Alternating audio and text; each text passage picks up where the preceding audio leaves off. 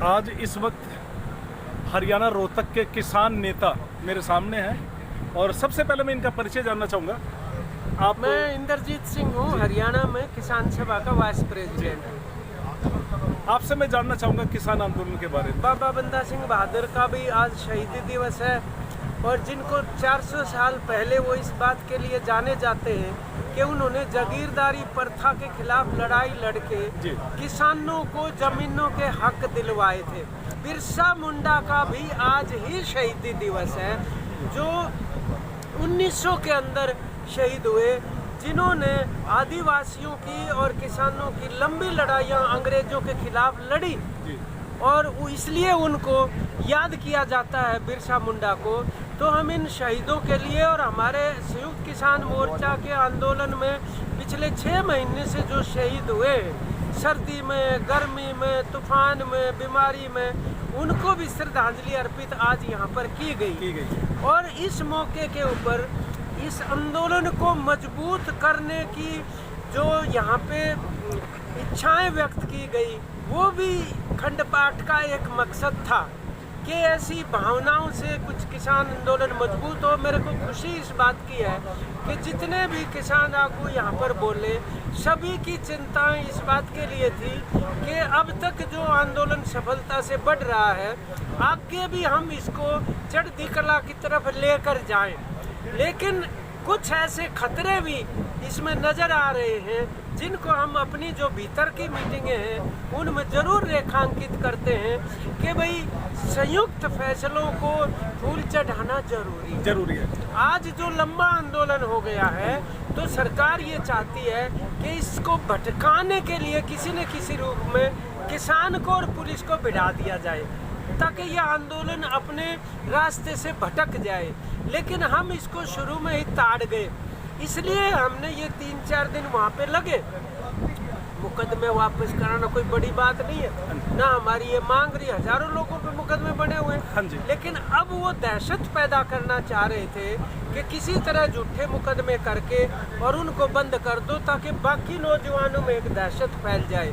तो संयुक्त किसान मोर्चा के नेतृत्व ने इस बात को समझा और उन्होंने सही रूप में प्रदर्शन करके, और वहाँ पर जो परसों बड़ा थाना टोहाना के अंदर जो वहाँ पर कट हुआ, उसके अंदर सभी नेताओं ने ये कहा कि भाई हमारा मकसद बीजेपी जेजेपी के सरकारी जो प्रोग्राम है उनमें जो नेता आएंगे ना, हमारा मकसद उनका विरोध करना है।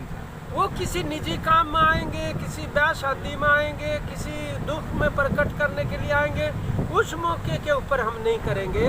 और हमारा विरोध प्रकट करने का मकसद किसी भी रूप में हाथापाई करना या किसी भी तरह की ऐसी अनुशासनहीनता करना नहीं है। उससे पहले 24 तारीख को भी राज्यपाल साहब ने जब ये बात बोली थी हिसार के अंदर कि हमारी सबसे बड़ी ताकत है हमारी एकता और हमारा अनुशासन, इसके ऊपर मैंने देखा सबसे ज्यादा तालियां बजी थी लोगों के अंदर। इसका मतलब आम जनता ये चाहती है कि इस आंदोलन में अनुशासन बना रहे और कोई भी बंदा किसी भी रूप में अनुशासन को तोड़ के अलग से ऐसी कार्रवाई अगर करता है तो इससे सरकार के ही मंसूबे पूरे होंगे।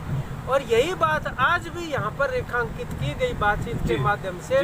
तो मुझे लग रहा है कि जिस मकसद से ये आज धार्मिक आयोजन किया गया था, ये कोई सियासी नहीं था, लेकिन क्योंकि आंदोलन को मजबूत करना इसका एक मकसद था, तो उसके इर्द गिर्द बहुत सारे नेताओं ने अपनी एकता प्रकट की। और ये बात यहाँ उभर के आई कि ये आंदोलन किसी एक या 20 नेताओं का नहीं है, किसी 1 या 40 नेताओं का नहीं है। ये आंदोलन या तो जनता का है या मुद्दों का है। जनता खड़ी है मुद्दों के ऊपर।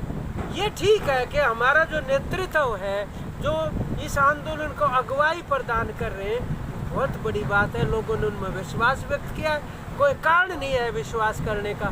और हमें ये पूरा विश्वास है कि आने वाले समय में इस आंदोलन का विस्तार होगा, ये और मजबूत होगा।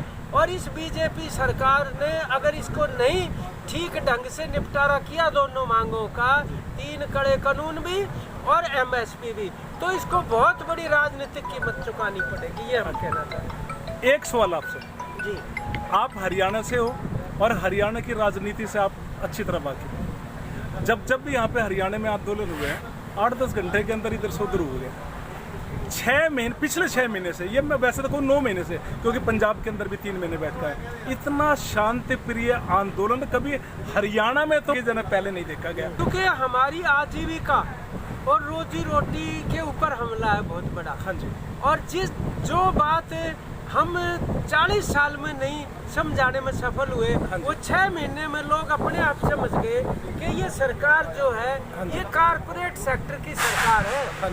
पहले जब टाटा बिरला की कही जाती थी तब वो उनको हवाई बात लगती थी, अब वो इस बात को खुद समझने लग गए। आंदोलन सिखाता है हमेशा, और इसीलिए उन्होंने ये अनुशासन वाली और शांति प्रिय जो रहने वाली बात है ये भी उनकी समझ में आ गई। जो लोग ये कहते हैं ना कि आर पार कर दो, हम ये कहना चाहते हैं हमें आर नहीं करनी, हमें पार करनी है। तो आर और पार बराबर चीज नहीं होती। आर है हमारी हार और पार है हमारी जीत। तो आर या पार हमारा मकसद नहीं है, हमारा मकसद आंदोलन को पार करना है। इस वजह से ये एक जज्बा लोगों के अंदर है जिसमें जात पात भी टूटी है, हरियाणा पंजाब की एकता भी बनी है, जो हमारे लिए बड़ी बेशकीमती चीज़ है। बहुत बहुत धन्यवाद जी इंद्रजीत जी आपका भी बहुत आपने भी अपने कीमती वक्त में से थोड़ा टाइम हमें भी दिया। बहुत बहुत धन्यवाद आपका भी बहुत बहुत धन्यवाद।